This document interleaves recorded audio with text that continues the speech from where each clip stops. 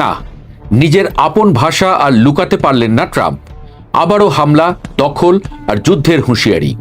যুদ্ধের ইতিহাসে অনেক সময় দেখা গেছে বন্দুকের নল থেকে শুধু গুলি নয়, বার্তাও বের হয়।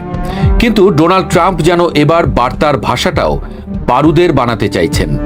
ইরানে আরও কঠোর হামলা চালানোর ঘোষণা দিয়ে তিনি শুধু সামরিক অভিযান জোরদারের ইঙ্গিতই দেননি, সরাসরি হুমকি দিয়েছেন ইরানের তেল রপ্তানির হৃৎপিণ্ড খার্ক দ্বীপ দখলে নেওয়ারও।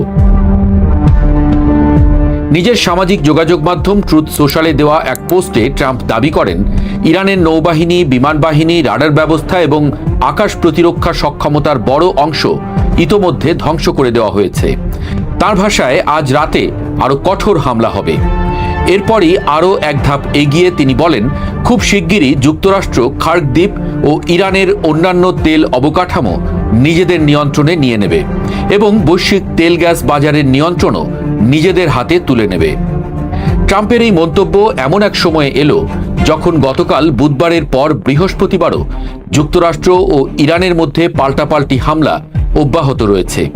এর ফলে কয়েকদিন ধরে টিকে থাকা নাজুক যুদ্ধবিরতি এবং যুদ্ধ বন্ধের সম্ভাব্য আলোচনাও আবার অনিশ্চয়তার মুখে পড়েছে। তবে যুদ্ধের ধোঁয়ার আড়ালে কূটনীতির আলো পুরোপুরি নিভে যায়নি। ইরানি সূত্র এবং পশ্চিমা কর্মকর্তারা রয়টার্সকে জানিয়েছেন, দুই দেশের মধ্যে পরোক্ষ আলোচনা এখনও চলছে এবং একটি প্রাথমিক শান্তি চুক্তি নিয়ে যোগাযোগ আরও জোরদার হয়েছে। যদিও জব্দ করা ইরানি সম্পদ, বিশেষ করে বিভিন্ন দেশের ব্যাংকে আটকে থাকা হাজার হাজার কোটি ডলার ফেরত দেওয়ার প্রশ্নে এখনও বড় ধরনের মতপার্থক্য রয়ে গেছে। ইরানের পররাষ্ট্র মন্ত্রণালয় অবশ্য জানিয়েছে, যুক্তরাষ্ট্রের সাম্প্রতিক হামলার পর গত এপ্রিলে সম্মত হওয়া যুদ্ধবিরতি কার্যত অর্থহীন হয়ে পড়েছে।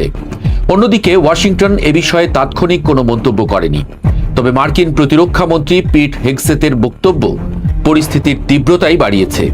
তিনি বলেন, যদি আমাদের বোমা দিয়ে আলোচনা করতে হয় তবে আমরা বোমা দিয়েই আলোচনা করব।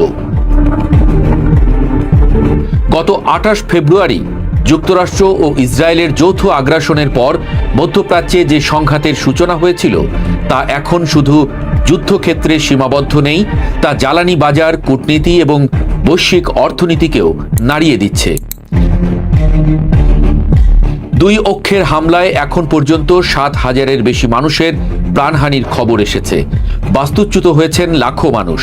হরমুজ প্রণালীতে অচলাবস্থার কারণে আন্তর্জাতিক বাজারে জ্বালানির দামও ঊর্ধ্বমুখী। অদ্ভুত এক দ্বৈত বাস্তবতার মধ্যে দাঁড়িয়ে আছে মধ্যপ্রাচ্য।